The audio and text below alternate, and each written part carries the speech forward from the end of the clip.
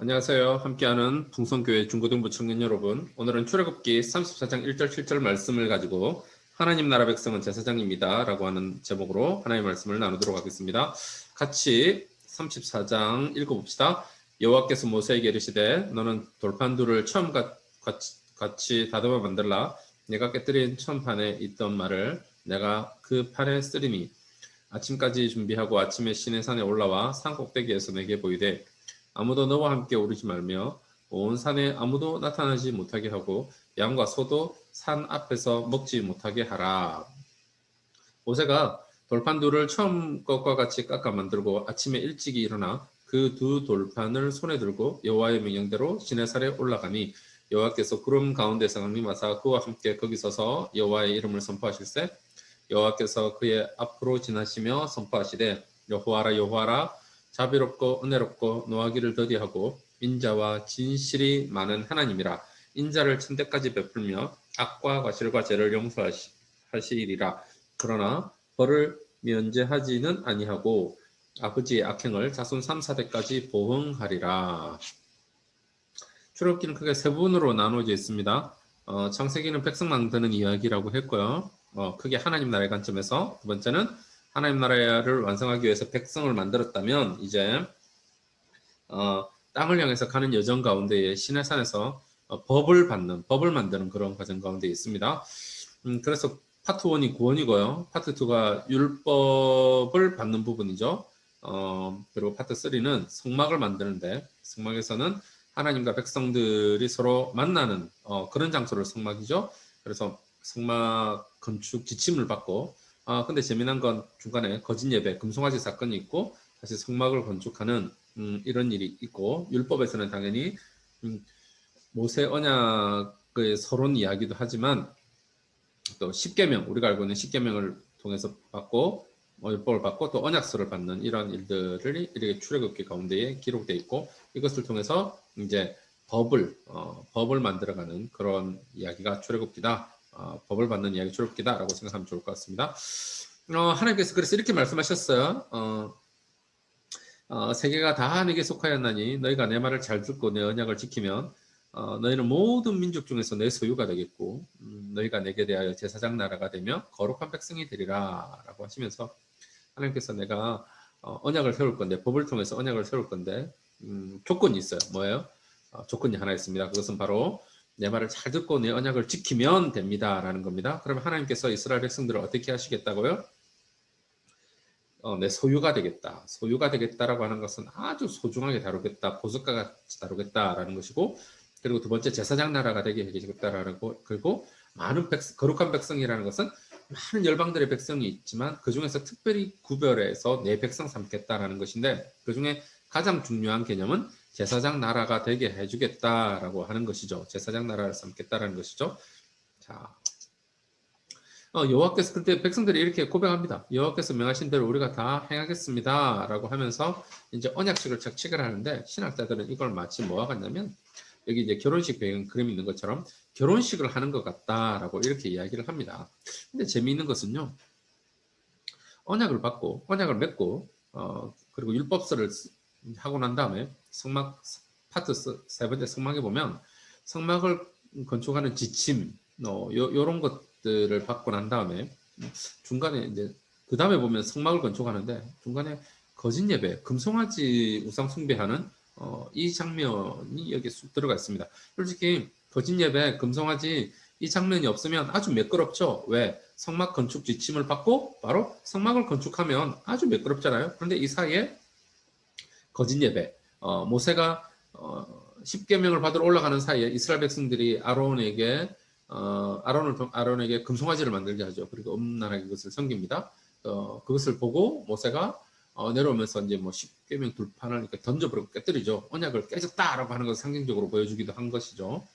근데 저는 생각해봤어요. 왜 중간에 금송아지 거짓 예배 사건을 넣었을까라고 했을 때, 좀 생각을 해봤는데 보니까 출애굽기 33장에 보면 하나님께서 이 사건을 통해서 이렇게 하나님께서 마음이 바뀌십니다. 한마디로 파혼하자라는 거죠.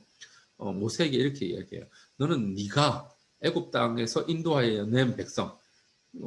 솔직히 모세가 인도하여 낸 게 아니라 하나님이 인도하셨잖아요. 그러면 어떻게 보면 네가 아니고 내가라고 돼야 되는데 또 이렇게 이야기합니다.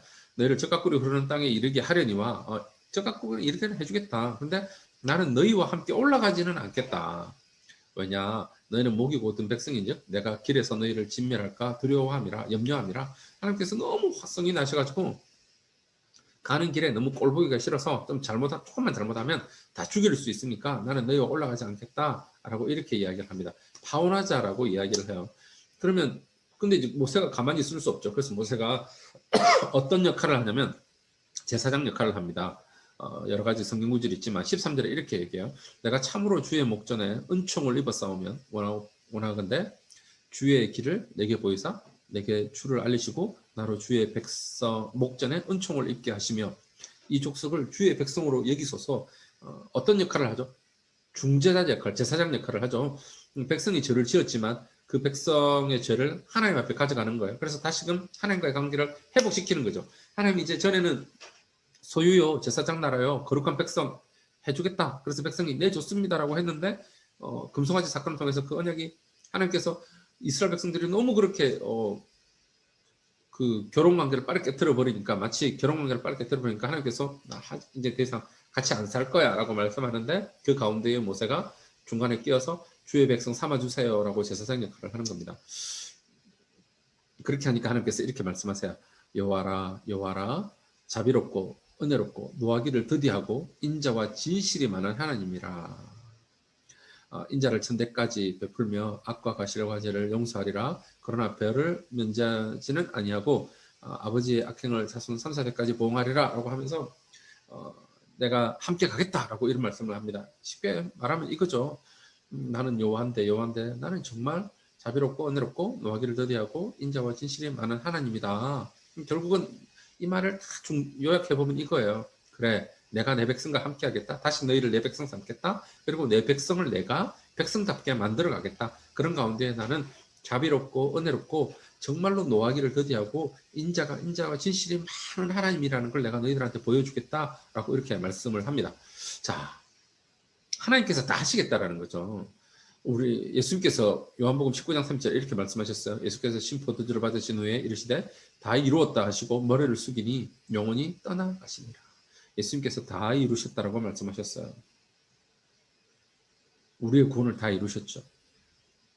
그래서 로마서 5장 1절에 보면 우리가 믿음으로 의롭다 하심을 얻었은즉 우리 주 예수 그리스도로 말미암아 하나님으로 화평을 누리자. 예수님을 말미암아 우리가 하나님과 화목하는 관계가 되었어요. 이 역할을 하는 게 누구죠? 제사장이라는 겁니다. 예수님께서 하나님과 우리 사이에 십자가의 죽으심을 통해서 앞에서 말씀했던 우리가 출애굽에서 말했지만 내가 죄를 결코 용서하지 않겠다라고 하신 그 하나님과 우리 사이에 예수님께서 대신 십자가의 죽으심으로 말미암아 하나님과 우리 사이에 화평케 하는 제사장 역할을 하나님께서 예수님께서 하셨고 그 역할로 십자가에 죽으시고 죽으셨어요. 그래서 우리를 또 어떤 존재로 만드셨습니까? 우리 자주 봤죠? 베드로전서 2장 9절을 보면 이제는 그러나 너희는 택하신 족속이요 왕같은 제사장이요 거룩한 나라요 그의 소유된 백성이니 이는 너희를 어두운 데서 불러내어 그의 기이한 빛에 들어가게 하신 이의 아름다운 덕을 선포하게 하려고 너를 택하셨다. 그래서 우리를 한마디로 여기도 우리를 왕같은 제사장 삼으셨다라고 말씀합니다. 예수님 때문에. 그러면 우리는 어떻게 살아야 할까요? 여러분, 우리는 제사장 역할을 하면서 살아야 합니다. 제사장이 어떤 사람입니까? 이스라엘 백성이 가져온 희생제물을 제단에서 불에 태워 번제로 드림으로써 백성을 대신해 죄를 용서받고 죄인이 하나님으로부터 화평을 얻게 하는 사역을 하는 사람이 제사장이죠. 자, 마태복음 5장 9절을 보면 화평케 하는 자는 복이 있나니 저희가 하나님의 아들이라 일컬음을 받을 것임이라 라고 하는 말씀이 있습니다. 하나님의 아들, 예수님이 오셔서 하시는 일이 뭡니까? 하나님과 우리를 화평케 하는 일을 하셨죠. 자, 그러면요, 우리도 제사장 역할을 해야 돼요. 어떻게 해요? 예수님을 전해야죠. 예수님을 전함으로 말미암아 예수님을 받아들인 그 사람이 안 믿는 사람들이 하나님과 화평할 수 있도록 우리가 그런 역할을 해야 하는 겁니다. 왜? 우리가 제사장으로 우리 하나님 나라의 백성은 제사장으로 부름을 받았기 때문이죠. 그리고 여러분 모세처럼 여러분이 있는 학교, 가정, 여러분 친구를 위해서 중보기도 하셔야 됩니다. 그게 제사장의 역할이에요. 그리고 더 나아가서 축복하는 것도 하셔야 돼요. 그리고 또 입시 중심으로 망가진 학교, 여러분 학교 다니잖아요. 공부하는 것 때문에 참 힘들잖아요. 내가 뭔가 변화시킬 것이 있다면 뭔가를 해야죠. 그걸 요즘 학교에서도 뭐 체인지 메이커 운동 해가지고 내가 변화시킬 수 있는 것들을 뭔가 변화시켜 나가는 그런 것들을 학교에서 프로그램을 하는 것도 알고 있는데, 여러분들이 만약에 학생으로서 뭔가 이런 것들을 변화시켜야 될 것들을 변화시킴으로 말미암아 여러분들이 있는 학교가 더 좋아지고, 여러분들이 친구들과 관계가 더 좋아지고, 여러분의 있는 곳이 더 좋아지는 이런 것들이 여러분들이 할 수 있는 그곳에서 제사장 역할을 하는 것입니다. 우리가 중간에 초반에 시작할 때 제가 이런 질문을 가지고 했다고 했습니다. 회막을 만드는데 처음에 만들어라 지침을 주고, 그리고 이제 회막을 만드는 사이에 그 금송아지 사건이 들어갔다. 왜 그랬을까라고 의문을 가지고 시작했다고 했어요. 그랬을 때 솔직히 회막이라는 것이 무엇입니까? 하나님과 사람들이 만나는 것이 회막이잖아요. 그걸 영어로 말하면 뭐 미팅 텐트라고도 하더라고요. 만나죠. 그런데 하나님과 죄 있는 사람과 하나님이 직접 만날 수 없잖아요. 그럼 누가 필요해요? 중재 역할을 하는 제사장이 필요하죠. 그 역할을 실제로 예수님이 하셨어요. 과거에 출애굽기에 보니까 모세가 했어요. 그러면 우리도 그 역할을 해야 된다라는 거예요. 그러면 하나님의 나라의 백성이 회막을 만들 건데, 회막에서 정말 해야 될 일이 뭐냐? 정말 해야 될 일이 뭐냐? 제사장 역할이다. 이 일을 해야 된다라고 하는 것을 보여주기 위해서 그 사건이 들어간 것이 아닌가라고 생각을 합니다. 자, 우리가 일주일 시작합니다. 잊지 마세요. 우리는 누구입니까? 하나님 나라의 백성입니다. 하나님 나라의 백성은 어떤 일을 해야 합니까? 제사장 사역을 해야 합니다. 예수님이 그 일을 하셨어요. 모세도 그 일을 했어요. 여러분들도 여러분이 있는 곳에서 제사장 역할을 하십시오.